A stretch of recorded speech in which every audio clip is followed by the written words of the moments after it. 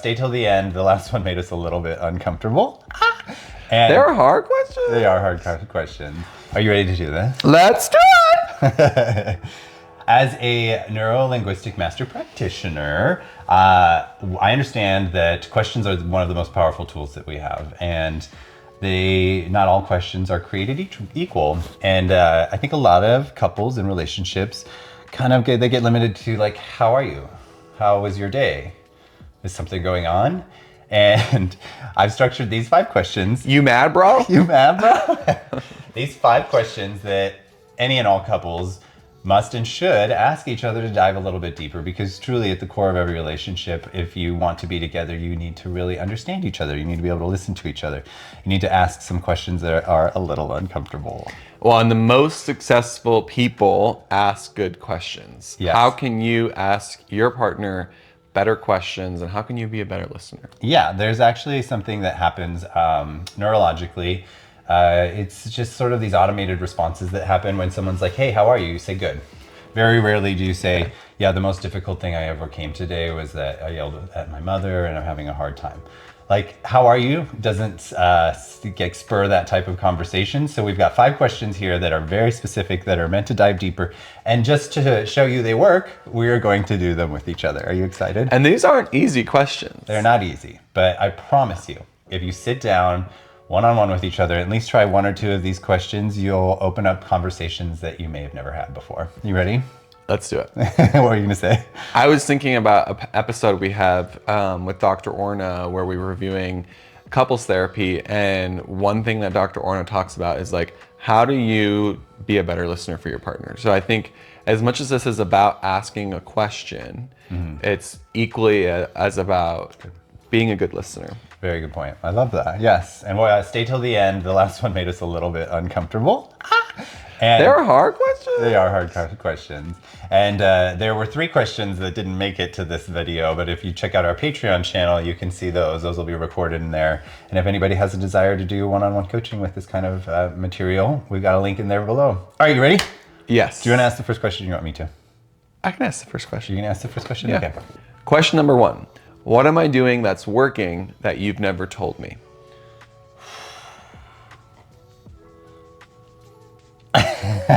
These are hard. These are hard questions.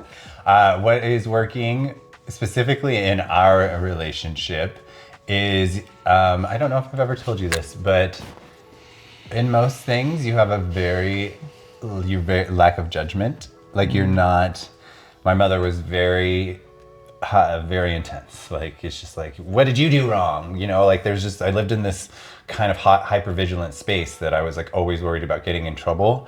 And I don't feel that with you. I don't ever feel like I'm gonna get in trouble. I feel like I have a safe space because you're just like, you never yell at me and tell me that I did something bad, especially when I'm just like off the wall. Okay, same question for you. What am I doing that's working that you may have not told me? I may or may not have told you this, but when you've been like putting your phone down more. Oh, interesting. There was a time when we work together and work in our world, being entrepreneurial and self-employed. You'll see like memes where it's like what it's like to be self-employed. It's like, I'm on a call. And there was very much a time where your phone was getting more attention than me and Oliver. And I think you can acknowledge that and how that's different now, where it's like now Michael's telling me, put your phone away. And I'm like, oh, okay, look how far we've come. So I think what's working is when you, prioritize like times that are designated for working and being on the phone, because that's a part of the reality. And then there are times when it's like, we're now done with the phone. Yep. I think the most valuable thing you can give to your partner is your full undivided attention. Yes, and to be completely honest, that's a little triggering for me because it's like, I felt, and then this is where the listening happens, y'all. In my baggage, which comes up, which is that I felt like I was prioritizing the relationship because I was working so hard to build a big life for us. And so, what I mean by saying that is not that I am trying to change your response or to like, explain it away. But I think just so you understand, do you understand? You understand that, right? That like in my mind, I was just trying to like, I was so focused on building stuff for us. Yeah, that's why when it comes to being in a long-term relationship, I think there are phases in your relationship. The thing that gets your attention most is what's most important and valuable to you in that time. Doesn't mean that it can't be other things or that won't change. And I think because of how soon it was in our relationship, I was like, wait, is this how it's going to be? And we hadn't yet experienced what it's like on the other side of that, where we do have a lot more time to do that. So That's a really great point. You'll know what's important to you because it gets your time and your attention. period. Okay, question number 2. What story do you tell yourself when we fight?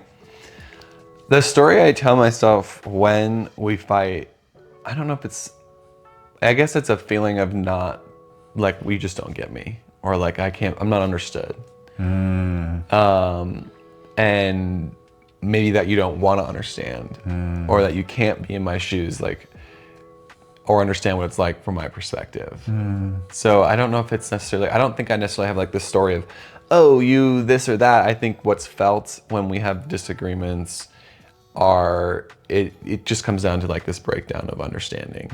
Well, your internal representation of how the fight goes it's important. That is a story. It's like when the fights happen and you're saying to yourself that he doesn't understand me. That's as far as we're gonna get, unless you were to tell me that and be like, when we fight like this, I feel like you don't understand me.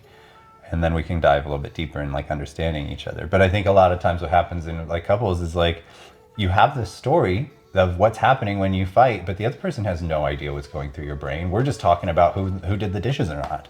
Right, and you may have baggage from your childhood about being pulled apart by your mom because you didn't do the dishes, and then you're in your adult relationship and your partner says like, oh, you didn't do the dishes, and you don't realize that by saying that your partner is triggered back to when they were a kid and their mom was putting them in a timeout, or giving them a hard time because they didn't do the dishes. It's true. Yeah, you can go. But back if you to don't understand your partner how that experience, then you don't understand why that's triggering them to have that reaction. What story do you tell yourself when we're fighting? The story I tell myself when we are fighting is that you don't care. It just feels like you don't listen and you don't care. And I'm not sure totally where that comes from. That is not something that we've struggled with in our relationship, because I'm like, why aren't you listening to me? Listen to me, I know the way. But maybe you can. Well, how does that sit with you? Yeah, I think what comes to mind is, I think that's a theme with other people too. Like if you don't, not just in your relationship, but with people, like with folks we work with or clients, like I feel like that feeling is what comes up. Yeah. Of like, why aren't you're not listening to me, or you don't care. Like I'm the only one that cares as much. Yeah. No one cares as much as I do. Oh yeah, that's a story that goes through my mind a lot. It's like, because I'm so detailed and like so. But I don't do it. Highly driven that like, I have really high expectations of myself, and then it happens to trickle down into high expectations of others. And in this specific scenario, what I'm coming to realize is that in order to be a better partner and a better leader and a coach, is instead of seeking to be understood, I have to understand someone more. Like I have to try to understand what's going on for you so that I can communicate with you better, instead of just trying to force my point across. And they say that the most like successful people also have behavioral flexibility. Yes. An ability to see things in different ways, step out of your own internal representation and do your best to see that there might be another way that's looked at, and that might be causing an issue. If you desire to have influence in your relationships, in your work, in your friendships, the person who has the most behavioral flexibility has the most influence. So if you get triggered and your baggage comes up, that's not flexibility unless you recognize it and learn how to like work past it. And what I always say when we're sort of disagreeing sometimes is, yep, I'm behaviorally flexible. I'll just say that to people. Like, oh, can you do this or that? And if it's, if there's a bit of a breakdown, it's like, You know what? Yeah, I'm behaviorally flexible. That is relaying to the person I'm having a breakdown around of like, hopefully you can do the same. Oh. Because you really can't change anybody else. You can only change yourself. And so, and saying, you know what? Yeah, I can see that way. I can think about it that way because I'm behaviorally flexible. Well, and I think what's also important is like another deeper dive to that is that if you have baggage around it still, like you don't be by being behaviorally flexible and seeking to understand people better does not mean you have to agree with them. Like to make that very, very clear. To be flexible and to understand others does not necessarily mean you agree with them. You respect their model of the world, but it doesn't mean you have to agree with them. And Esther Perel says with couples, you know, we enmesh ourselves. You have to maintain individuality. You have to maintain differentiation. And so to your point, you don't have to agree, and it's actually okay if you don't, but you have an understanding that you have different perspectives. So, yeah, that'll go a long way. Go for it. Okay. Question number 4. It's number 3. Next question. What would our relationship look like at its absolute best? Wow, I mean, I feel like it kind of is the best in the time we've been together.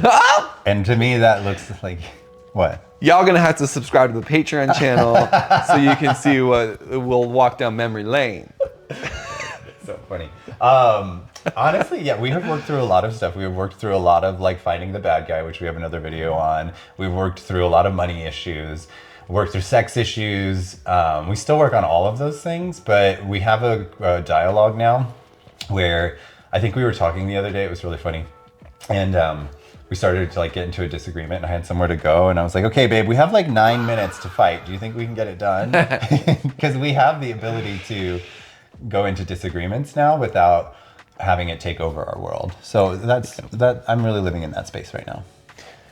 Yeah, I think it's a good practice to think about all the versions of yourself and the versions of you and your partner, and you have the version of you and your partner that get into disagreements.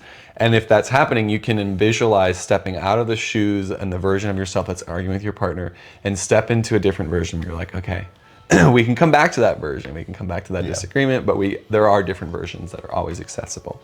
And we truly want the same things in a really chunked up sense, like a bigger picture. Yeah. Bigger picture sense, we truly want the same things. But the other things, the small stuff, it's okay if we don't agree on that.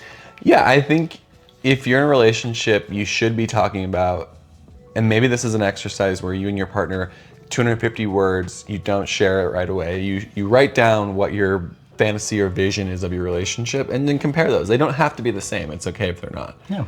Find if you are sharing a same big picture. It's just fun to be curious. Yeah. Okay, and then so for you, what is the best version of our relationship? What does that look like? 10 years later. The best absolute vision of our relationship is one where we're balanced, and what that means to me is you look at the wheel of life, right? Yeah. You break it up into spirituality, career, health. You have all the spokes of the wheel, and I think the absolute best version of our relationship is where that's fairly balanced. And I think there have been times in our relationship where we're really focused on career, and then I feel like we've actually gotten a lot better at filling in every element of the life wheel, and that's when it's at its absolute best. Is that everything? Well, we're gonna have to get on the Patreon channel and talk about everything. I know you so well. You didn't say everything. Well, what do you? I know. Well, I know. What are we gonna talk about? Well, we could just save that for the private channel. Okay. It's a next, private matter. What do you need from me that you have never asked for? It's funny. I think I've asked. Okay, what is it? No, Well, repeat the question. What do you need from me that you have never asked for? Well, what comes to mind is I feel like whenever I've needed something, I've asked for it. Oh, good. And For there's the nothing. most part. I mean, what's something that I've needed that I've not asked you for? How about you answer it? Because No, you gotta go. I need physical touch. I need that's my love language. There's 5 love languages. Mine's physical touch. Yeah. So one thing that I do best with is, even if it's like a little, a little touch. I think I've asked for that before, but You do. There's nothing you've never asked for, though. I don't think so. I mean, Good job, babe. That's really great. yeah, I don't think there's something. I don't feel like our relationship is a type of relationship where we can't be so transparent with each other about what we need. Yeah. I don't know that all couples really can say that, because maybe they're like afraid that something's going to happen. But I feel like we have created an environment where we're like, okay, Yeah. this might be hard to hear, might be hard to say. Yeah, that's true. So what do you need from me that you've never asked for? I need you to stop filling up your protein bottle with water and just letting it sit in the sink.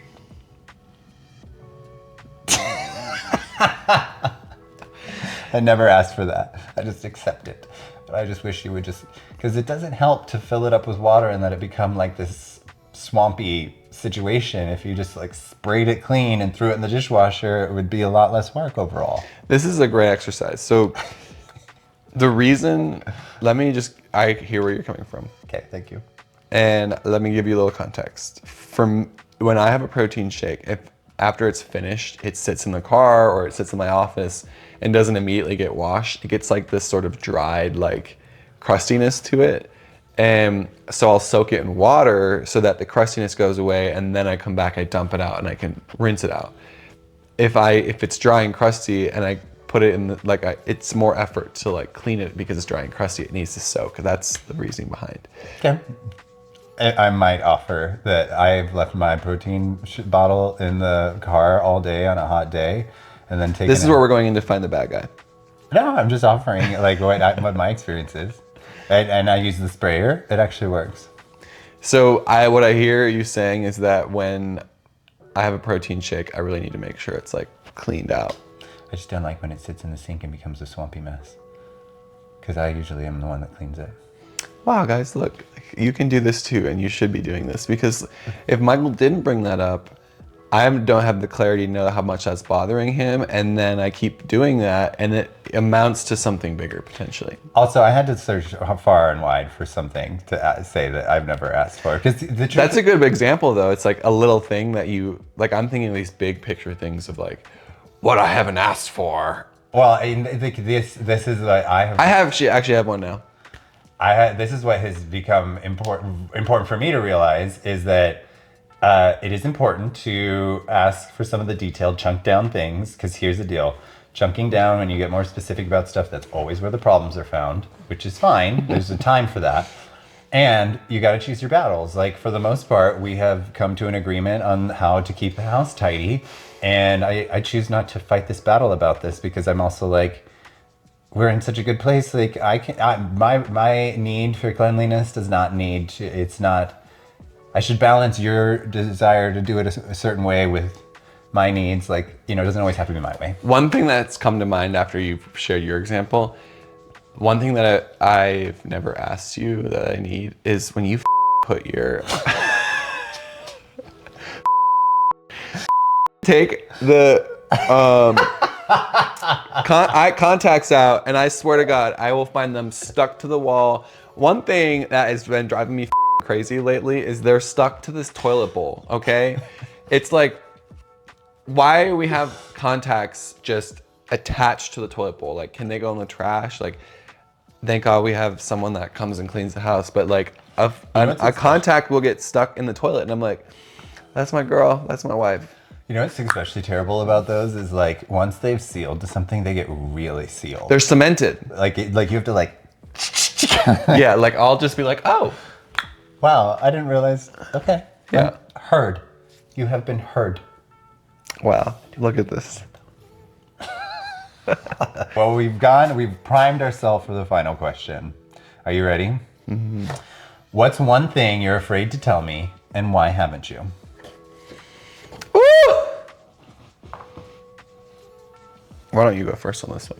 You can't keep doing that. You can't keep asking the questions first. This is one thing you'll do. You'll ask. Michael likes to ask really hard questions. I love questions. And then And he'll wait for the answer, and it's just like different after I've answered it. Well, you got to You come know up. you play that game. You come up with the questions then, and then I have to answer them first. Okay. Question. What's one thing you're afraid to tell me, and why haven't you?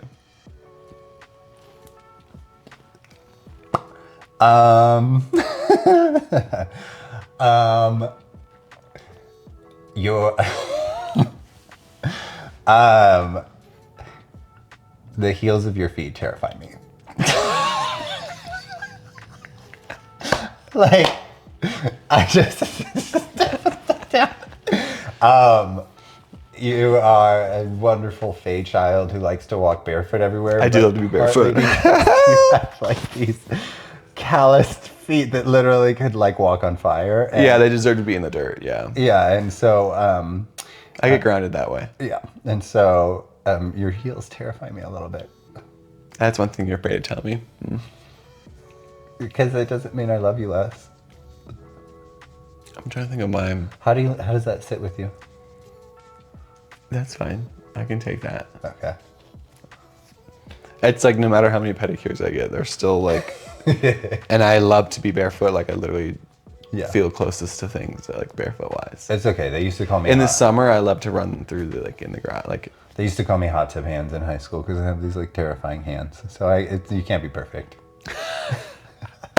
which really isn't the point of this question.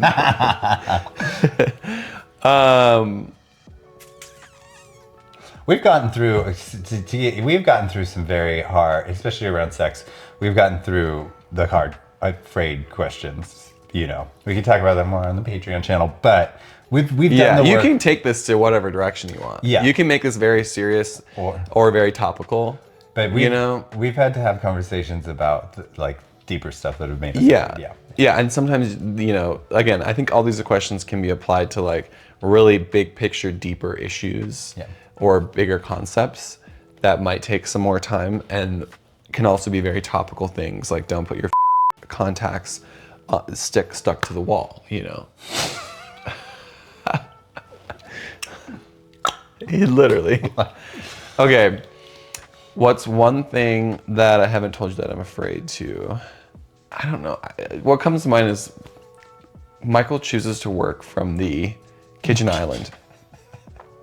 And we've had this baggage in our relationship where Michael's like, don't move my stuff.